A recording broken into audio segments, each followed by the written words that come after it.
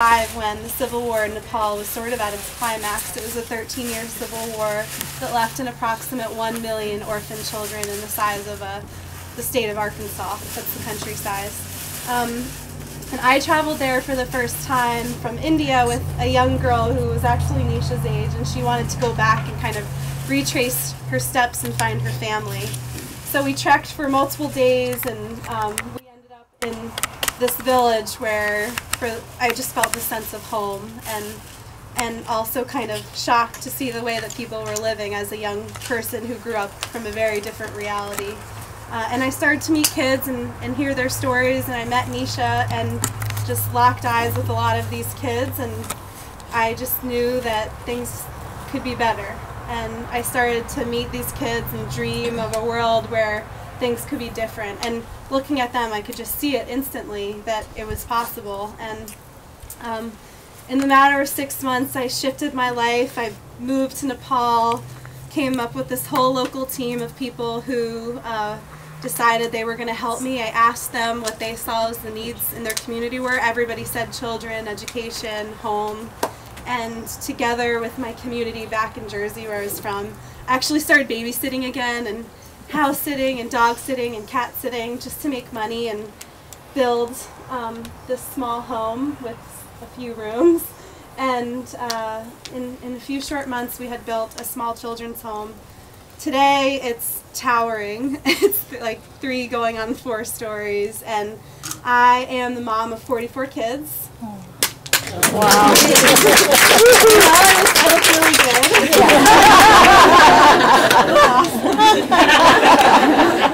good. Nobody believes me when I tell them. Like, I'll be getting my hair cut, and I'm just like, I'm not even going to go there. What do you do for a living?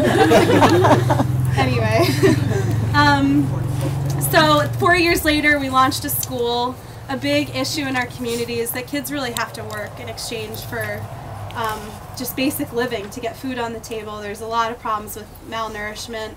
50% of kids don't live to the age of 5 due to lack of food and nutrition. So in order to get kids' basic needs met, they have to work. And there was a dry riverbed that ran through the city that was just kids breaking stones 9 years ago. And I just wanted to see that riverbed without children on it breaking stones. Oh, this is my lucky ladybug. And so I started just enrolling kid after kid after kid into school. And the thing about working in Nepal that's so awesome is that it's very cost effective. You can enroll a child, Cara will tell you all of these things, into school for $7.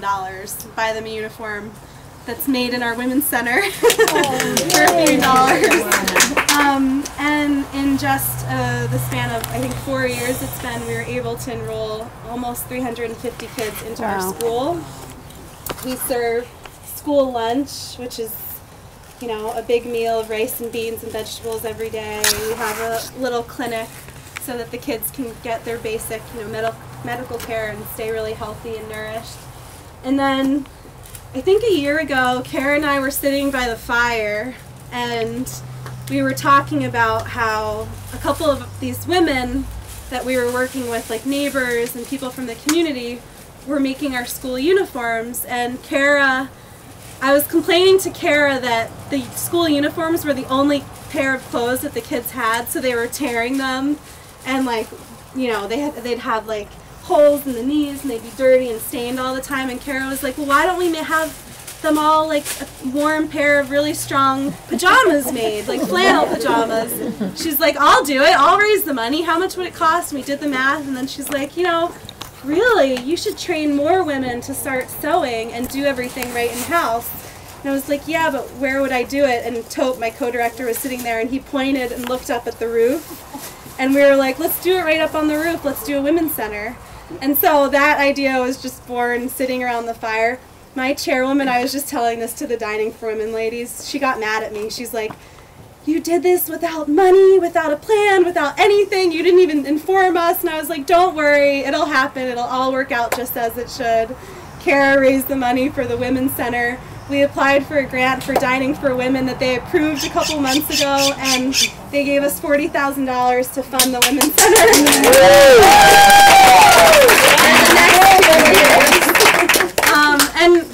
kind of cool because that's how I tend to operate. I'm not very